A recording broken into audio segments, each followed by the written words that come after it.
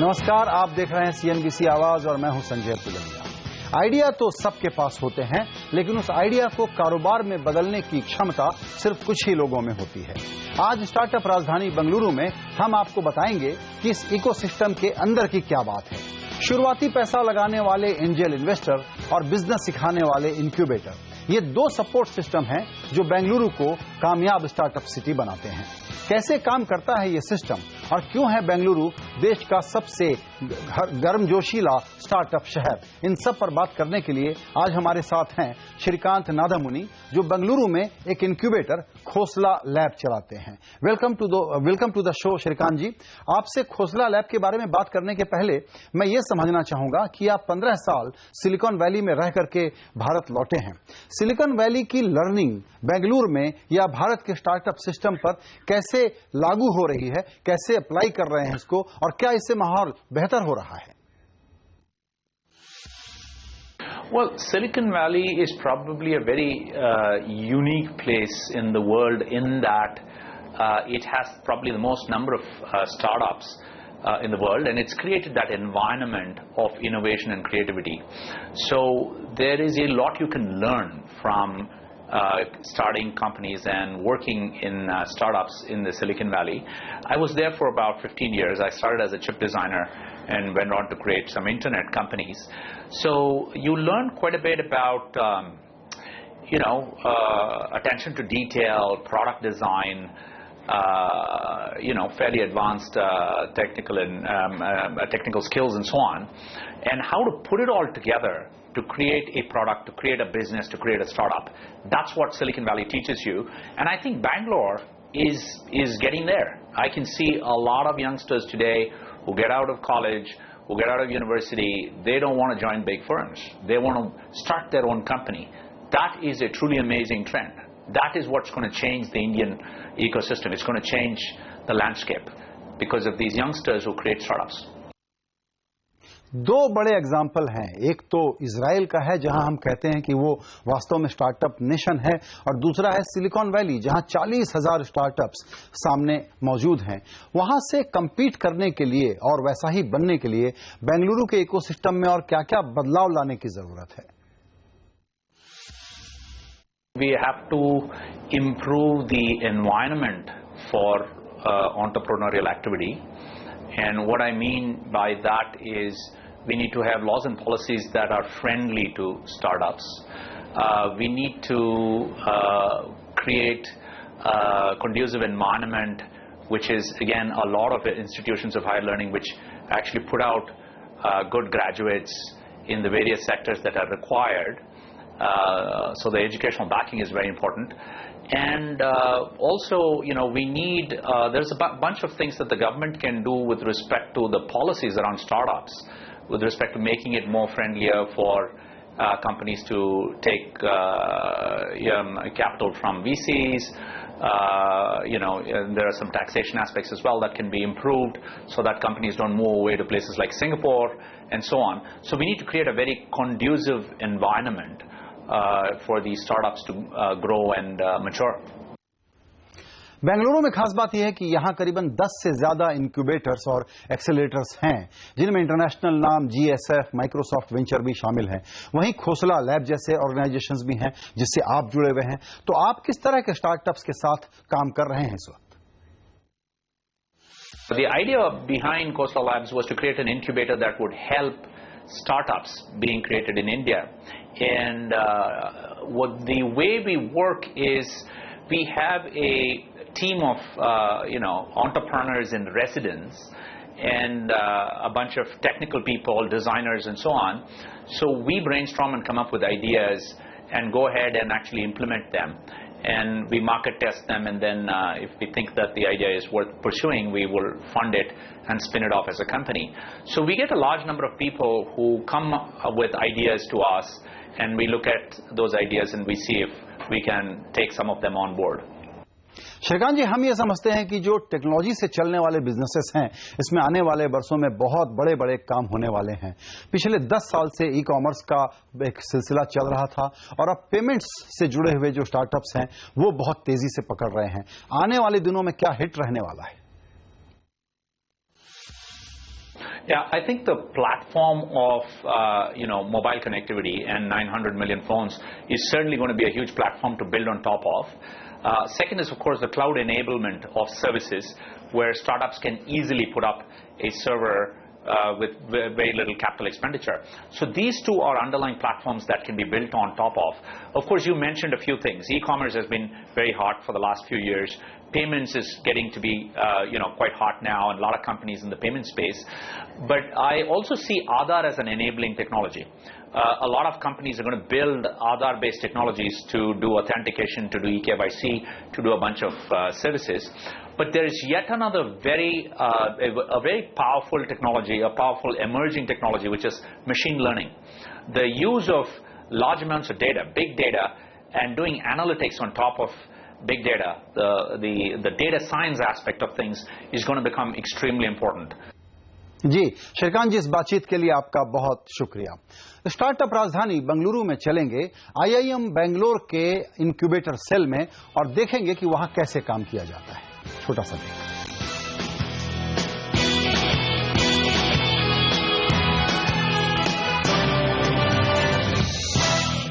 Startup राजधानी बेंगलुरु में आज हम बात कर रहे हैं उन लोगों की जो इस स्टार्टअप क्रांति में लगातार जान फूंक रहे हैं।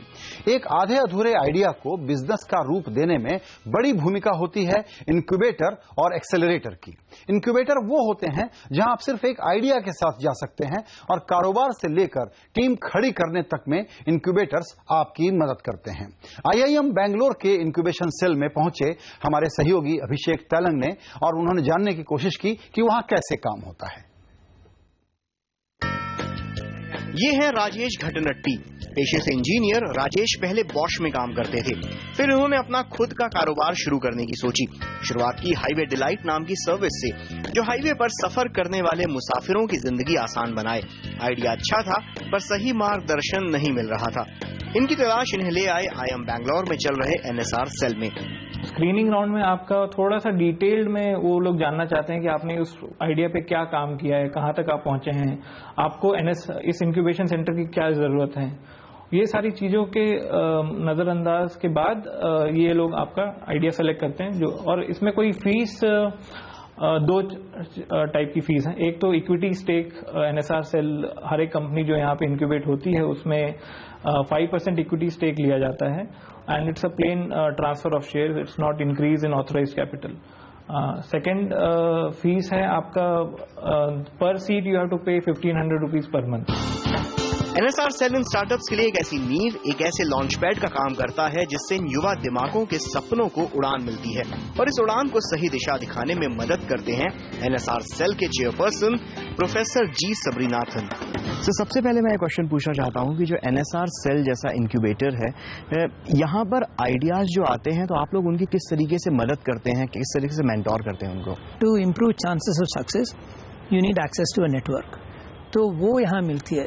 जैसे कि अपने यहाँ फिलहाल 19 इंक्यूबेटर्स आर देयर, तो हर इंक्यूबेटर अपने अपने वेंचर पर फोकस करता है, but in the process they talk about their challenges. उनके जो नेटवर्क्स होती हैं उसके बारे में बाकी इंक्यूबेटर्स के साथ बात करते हैं। So every incubator benefits from that network effect.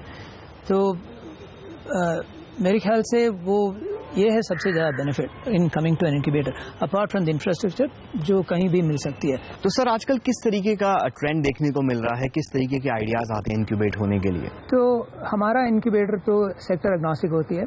उसका मतलब ये होता है कि आप जो भी सेक्टर पे अपना आइडिया हो, वो टेक हो या नॉन टेक हो, हम सब एंटरटेन करते हैं। But by virtue of being in Bangalore ज़्यादा से ज़्यादा हम इन टेक्स इन्वेस्टमेंट्स देखने को मिलता है हमको। तो but these are not technology companies, they are using technology का इस्तेमाल करके सोशल प्रॉब्लम सॉल्व कर रहे हैं, जैसे कि हेल्थ केयर में हो या एजुकेशन में हो या कंटेंट डेवलपमेंट में हो।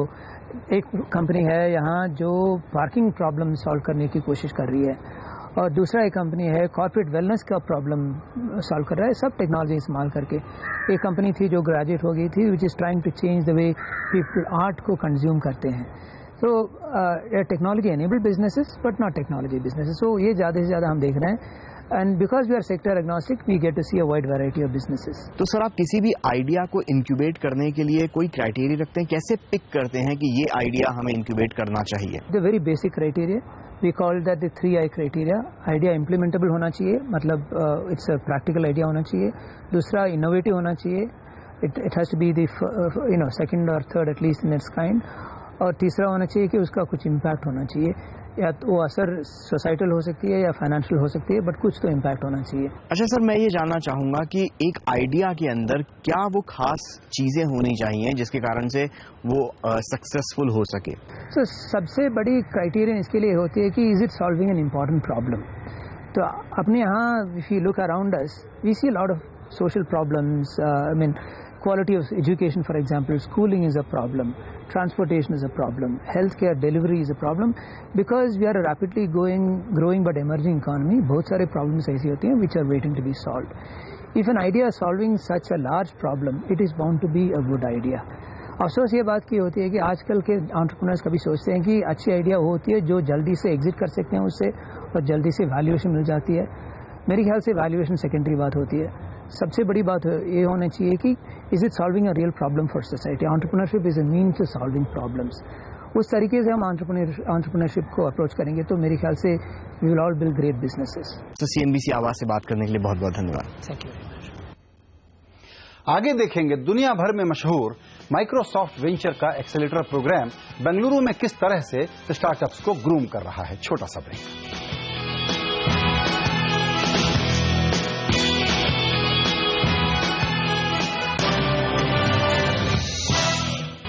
आप देख रहे हैं CNBC आवाज की बेहद खास पेशकश. आज हम आपको उन लोगों के बारे में बता रहे हैं जो स्टार्टअप्स में नया जोश भरते हैं. हम बात कर रहे हैं एक्सेलरेटर्स की, जो स्टार्टअप को काम धंधा जमा लेने के बाद और रफ्तार देने का काम करते हैं. हमारी संवाददाता हर्षदा सावंत ने जाना कि किस तरह से मशहूर माइक्रोसॉफ्ट वेंचर का एक्सेलरेटर प्रोग्राम बेंगलुरु में स्टार्टअप्स को आगे बढ़ाने में मदद कर रहा है. 24 घंटे जी जान लगाकर काम कर रहे हैं स्टार्टअप्स को कभी कभी एक एक्स्ट्रा बूस्टर डोज की जरूरत होती है और यहीं पर काम आते हैं एक्सेलरेटर्स. बैंगलोर में अकेले 10 से ज्यादा ऐसे एक्सेलरेटर्स हैं जो अर्ली से लेकर ग्रोथ स्टेज स्टार्टअप्स के साथ काम करते हैं. उन्हीं में से एक है माइक्रोसॉफ्ट वेंचर्स, जिसका फोकस है टेक्नोलॉजी इनेबल्ड कंपनियों के साथ काम करना और उन्हें मदद करना. आइए देखते हैं किस तरह का फायदा मिलता है स्टार्टअप्स को इन प्रोग्राम से जुड़कर. क्यों आपने अप्लाई किया इस एक्सेलरेटर का हिस्सा बनने के लिए प्रीतेश?